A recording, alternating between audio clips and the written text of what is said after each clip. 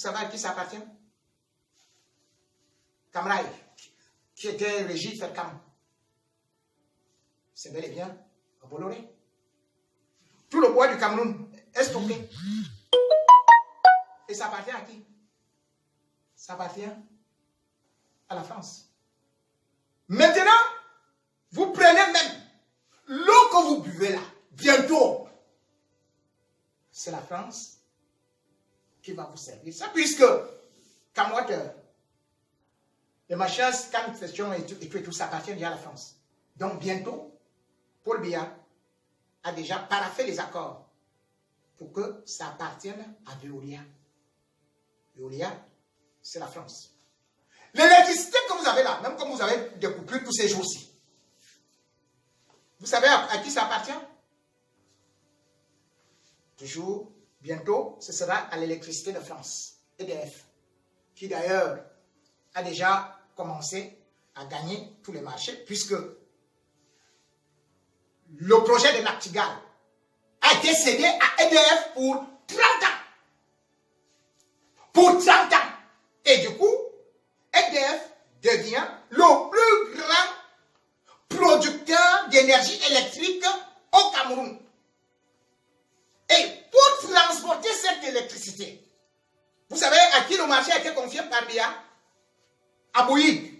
Et rien que le transport d'électricité qui part de Dédéa jusqu'à Douala, c'est 119 milliards. Alors qu'on a sur la tunnel, hein? Vous prenez maintenant des trucs comme même vos terres là. Est-ce que vous savez que PHP a déjà dans le sud-ouest presque toutes les terres pour cultiver, pour faire des bananeraies? Et ces bananeraies françaises sont gardées par les gens du Bir. Dans le Bir, les soldats du Bir là sont devenus les gardiens de PHP. Est-ce que vous pouvez vous rendre compte de façon très simple que la CDC, que le deuxième employeur du Cameroun après l'État, que actuellement c'est deux sociétés françaises qui sont en train de prendre la CDC. Est-ce que vous pouvez, vous voulez même que j'aille avec vous jusqu'où? Parce que la France a des accords avec le Cameroun. Et d'ailleurs, il faudrait que je vous les lise un peu. Ces accords militaires qui, je vais voir ma boîte magique, qu'il faudrait un peu lire au peuple camerounais, parce que apparemment, beaucoup ne savent pas et disent souvent que Paul Biya, c'est un grand panafricaniste et c'est celui qui, voilà, il défend le Cameroun, il est en train de faire ceci, mais ils ne savent pas ce que ça veut dire, les accords de défense. Ah oui.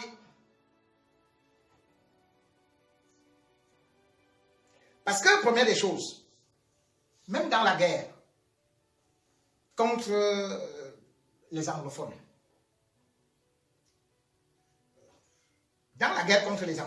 ce qu'il faut savoir, c'est que la France, c'est elle qui livre la plus grande partie des armes actuellement. Donc, et cette partie des armes, par exemple, c'est des grands engins qui sont arrivés avec des mitrailleuses 12,7 mm, 6,7 mm. La France, en même temps, c'est elle qui vous donne donc la possibilité, qui donne la possibilité à l'armée camerounaise d'utiliser ces armes qui sont non conventionnelles contre des populations au nom des accords militaires. Donc, je voudrais, oh là là, ma boîte magique, il faut bien, j'ai beaucoup de choses ici aujourd'hui. j'ai beaucoup de choses ici. Il faudrait bien que je retrouve beaucoup d'autres éléments.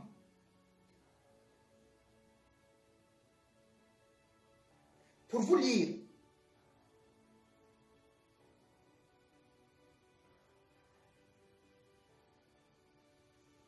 un peu certaines choses qui ont été faites devant vous. Je vais vous lire ce que Biya a signé avec Nicolas Sarkozy, avec la France. Parce qu'on dit qu'il n'a pas signé, et pourtant il a bien signé. Et je vais vous dire ce que nous, on obtient ici, en France, à savoir la loi numéro 2011-423 du 20 avril 2011, autorisant l'approbation de l'accord entre le gouvernement de la République française et le gouvernement de la République du Cameroun instituant un partenariat de défense. L'Assemblée nationale et le Sénat ont adopté. Le président de la République promulgue la loi dont la teneur suit. Article 1. Est autorisé l'approbation de l'accord entre le gouvernement de la République française et le gouvernement de la République du Cameroun instituant un partenariat de défense signé à Yaoundé le 21 mai 2009 et dont le texte est annexé à la présente. Est-ce que vous avez déjà lu ce que veut dire cette loi? Est-ce que vous savez que avec cette loi, les militaires français, non seulement ils sont autorisés de combattre, de décider, de faire la guerre, de soutenir le régime Biya et même d'agir avec l'uniforme de l'armée camerounaise. C'est exactement ce qui s'est passé au Rwanda. Il me serait très difficile de lire parce que c'est trop long, mais néanmoins, je vais essayer de dire quelques petites phrases pour que vous compreniez. Lorsque le régime vient mentir, que non, le Cameroun est un État souverain, on n'est pas souverain. On est dirigé par la France. Comme je vous ai démontré tout de suite là. Sur le plan économique, sur le plan militaire. Je dis bien que ça a été signé entre Paul Biya et Sarkozy. Et c'est passé à l'Assemblée nationale et adopté aussi au Sénat. Point final, c'est promulgué. Il n'y a plus rien à faire. Et à l'époque, bien évidemment, il y avait... Paul Biya avait fait toutes ces choses-là avec les Juppé, son ami. C'est son ami qui a fait la mouture, hein, Alain Juppé. Et puis quand vous avez vu François Fillon venir là, eh bien c'était pour uniquement ça. Prendre le Cameroun. Eh oui, un pays indépendant. Et on vous manque, nous sommes un pays souverain. On va défiler contre l'ambassadeur de la France. Mais non, l'ambassadeur de la France est chez lui, c'est son pays. Comme je vous ai dit que tout appartient à la France. Tout appartient à la France au Cameroun. Et pourquoi? Parce que le Cameroun est stratégique. Pour que la France existe, il faut que, pour que la France existe, il faut que la France contrôle le Cameroun. Pour garder son siège au Conseil de sécurité. Parce qu'actuellement, le Conseil de sécurité, la France est menacée par l'Inde. Or, la France n'a de force dans le Conseil de sécurité, l'OTAN, que parce qu'il contrôle le golfe de Guinée. Et dans le golfe de Guinée, le Cameroun est la porte d'entrée. Le golfe de Guinée, c'est l'avenir du monde. C'est là où il y a toutes les ressources. Donc la France peut perdre partout. Mais ne veut pas perdre le Cameroun. C'est ça qu'il faut comprendre. Et c'est Paul Biya qui a servi notre pays comme un gâteau. C'est pour ça que vous voyez que quand il y a le grand dialogue national, il ne parle pas au Camerounais. Lui-même, il vous dit que je suis parti rendre compte à Emmanuel Macron. Parce que c'est son pays. La France appartient, le Cameroun appartient à la France. Il vient, il vous a dit ça. Il vous avait déjà déclaré qu'il était le meilleur élève de la France. Donc sur ce projet, sur le rapport qui a été écrit par Philippot, bon, au nom de la Commission des Affaires étrangères, numéro 639, 2009-2010. Donc, vous allez voir que le projet de loi qui a été donc adopté par le Sénat et dont le rapporteur était Michel Toro, au nom de la Commission de la Défense, dit bien ceci que l'examen a été approuvé et je le dis très bien, compte tenu du fait que je me rends compte que j'aurais beaucoup d'autres choses à vous dire, je voudrais raccourcir ce côté-là. Peut-être je vais y revenir parce qu'il y a un autre sujet beaucoup important que j'avais annoncé et que je me rends compte que si je suis en train de lire ces accords militaires actuellement, vous risquez de ne pas suivre d'autres sujets parce que je suis déjà en retard par rapport à tout ce que j'ai eu à présenter. Je vous ai parlé d'une situation qui prévaut au palais. Et au palais, je vous ai dit que Biya était dans une position où il n'est plus en mesure de diriger un pays. Je vous ai dit qu'il est suivi par des médecins qui cherchent à le maintenir. Je vous ai aussi parlé d'une histoire de la première dame Chantal Biya, qui elle-même a fait venir aussi des gens de Baden-Baden, de femmes, de dames, de thérapeutes, et bien sûr aussi d'autres du centre thermal, les bains de Sion en Suisse. Et son état ne s'est pas beaucoup amélioré. Par contre, nous avons quand même constaté que elle se sentait ou alors enfermée, embrigadée, et vous ne pouviez plus la voir depuis un certain temps. Beaucoup de gens se demandent où est donc passée Chantal Biya. Et puis, vous avez vu beaucoup de réactions de Brenda. Mais depuis un certain temps, vous ne sentez plus beaucoup Brenda. Et il nous revient donc que Madame Chantal Biya, après avoir tenté plusieurs fois à s'évader, a réussi cette fois-ci à partir du palais avec sa fille, qu'elle est partie récupérer pour envoyer, selon le plan qui a été établi, se soigner. Nous étions en train de pister le couple depuis pour savoir comment ils vivent et en même temps tous les rôles. Nous étions en train de regarder ce qui se passait au palais. Et bien sûr que l'État du Cameroun qui fonctionne actuellement avec les services secrets français, qui nous écoutent, qui me regardent d'ailleurs, a essayé de brouiller beaucoup de cartes. Mais il se trouve que par un vol qui est parti à la base aérienne, j'ai dit, la première dame qui a réussi à demander qu'on l'accompagne avec Brenda a donc décidé aussi de monter dans le vol et de ne plus descendre. Et nous avons essayé de pister. On a constaté que le Cameroun actuellement, pour brouiller les pistes, sur des ambulances, ces avions qui sont des ambulances, passent maintenant par le Congo.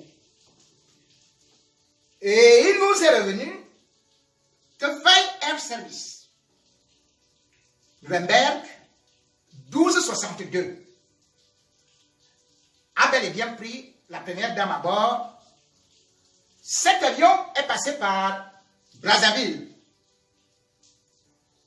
Il est arrivé à Paris vendredi 26 juin 2020 à 2h47 du matin.